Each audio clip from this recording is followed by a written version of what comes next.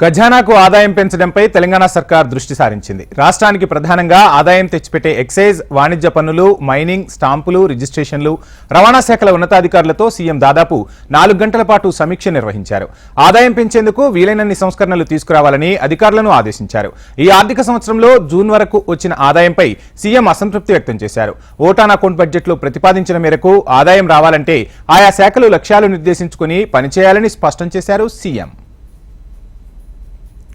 గత సంవత్సరంతో పోలిస్తే ఆదాయం పెరగాలని, పన్నుల ఎగవేత లేకుండా అన్ని విభాగాలు కఠినంగా వ్యవహరించాలని సూచించారు రేవంత్. వార్షిక లక్ష్యానికి అనుగుణంగా ప్రతి విభాగము నెలవారీగా లక్ష్యాలను రూపొందించుకొని పనిచేయాలని, ఆ లక్ష్యాలను చేరుకునేలా ప్రయత్నాలు చేయాలని, ఆదాయం వచ్చే వనరులపై, పన్నుల వసూళ్లపై అధికారులు నిక్కచ్చిగా ఉండాలని స్పష్టం చేశారు. సంబంధిత విభాగాన్ని అవసరమైతే పునర్వ్యవస్థీకరించుకోవాలని దిశానిర్దేశం చేశారు సీఎం.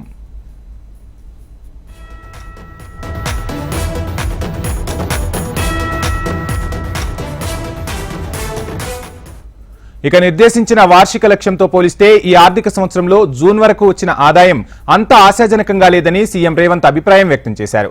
ఓటాన్ అకౌంట్ బడ్జెట్లో పొందుపరిచిన వార్షిక లక్ష్యాన్ని చేరుకోవాలంటే నెల నెలా లక్ష్యాలను నిర్దేశించుకుని రాబడి సాధించాలన్నారు. ఇకపై ప్రతి నెల మొదటి వారంలో నిర్ణీత ఆదాయ లక్ష్యాలపై తాను సమీక్షిస్తానని, ప్రతి శుక్రవారం ఆర్థిక శాఖ మంత్రి బట్టి విక్రమార్క సంబంధిత శాఖల లక్ష్య సాధన పురోగతిపై సమావేశమవుతారని చెప్పారు రేవంత్.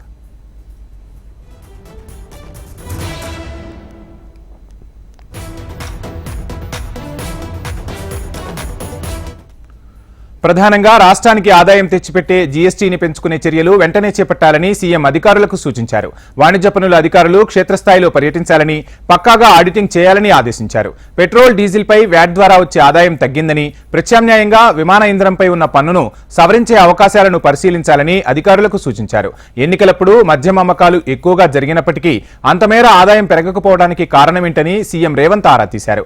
అక్రమ మద్యం రవాణాకు అడ్డుకట్ట వేయాలని, నాన్ డ్యూటీ పెయిడ్ లిక్కర్ను అరికడితే ఆదాయం పెరిగే అవకాశం ఉందని తెలిపారు. డిస్టిలరీస్ నుంచి మద్యం అడ్డదారి పట్టకుండా నిఘా పెట్టాలని, అందుకు అవసరమైన ఆధునిక సాంకేతిక పరిజ్ఞానాన్ని ఉపయోగించుకోవాలని ఎక్సైజ్ అధికారులను ఆదేశించారు Revanth. Regional ring road, metro విస్తరణ, మూసీ రివర్ ఫ్రంట్ డెవలప్మెంట్ ప్రాజెక్టులతో పాటు రాష్ట్ర ప్రభుత్వం తలపెట్టిన అభివృద్ధి కార్యక్రమాలతో హైదరాబాద్లో రియల్ ఎస్టేట్ వ్యాపారానికి అనుకూలమైన వాతావరణం ఏర్పడిందని సీఎం అభిప్రాయపడ్డారు. కమర్షియల్ నిర్మాణాలు పెరిగాయని, గృహ నిర్మాణాలు కూడా పుంజుకుంటున్నాయని తెలిపారు. ఇప్పటికే రాష్ట్రంలో భూములు, స్థిరాస్తుల రేట్లు భారీగా పెరిగాయని, అదే స్థాయిలో రిజిస్ట్రేషన్లు, స్టాంపుల ద్వారా వచ్చే ఆదాయం పెరిగేందుకు చర్యలు చేపట్టాలని ముఖ్యమంత్రి సూచించారు.